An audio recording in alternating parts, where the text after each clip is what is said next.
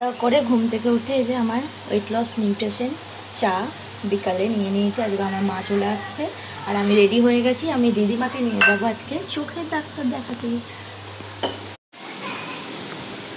তো চলো আমি দিদিমাকে নিয়ে যাই। আর পিবলি এদিকে ছানায় বাজাচ্ছে। না তুমি খেয়ে নাও চাটা।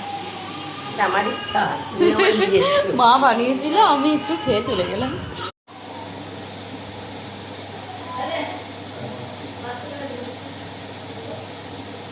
আমি এখন যাচ্ছি দিদিমাকে নিয়ে ডাক্তার দেখাতে চোখে। দিদিমার একটা চোখ লাল হয়ে গেছে, ঠান্ডা লেগেছে যতটা সময়। এই দেখো পিবলি কি করছে, দেখো এই দেখো ওদের সাথে। দিদিমা রেডি হয়ে দাঁড়িয়ে আছে। চশমাটা পরে নাও। এই দেখো এই চোখটা আমার দিদিমার লাল হয়ে গেছে, এই চোখটা ফুলে গেছে, ঠান্ডা লেগেছে মনে হয়। চলো দেখিয়ে নিয়ে আসি। দরজা লাগিয়ে দাও। পিবলি টাটা টাটা টাটা টাটা।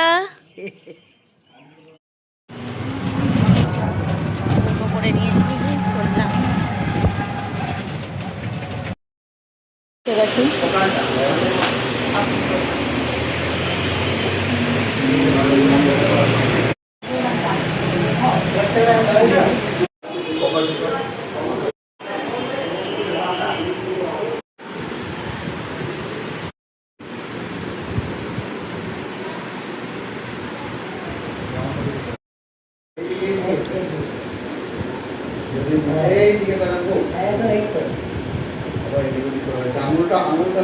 দেখতে পেয়েছো আদৌ?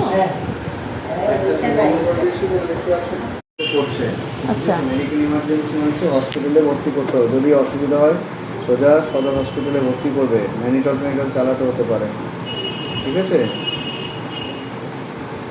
আপনি করুন। তাহলে ভর্তি করবো বলতে মানে কি প্রবলেম?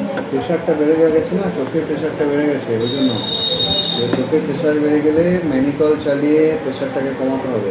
আচ্ছা ঠিক আছে, আমরা কি করে বুঝবো সেটা? আমি ওষুধগুলো নিয়ে আসি।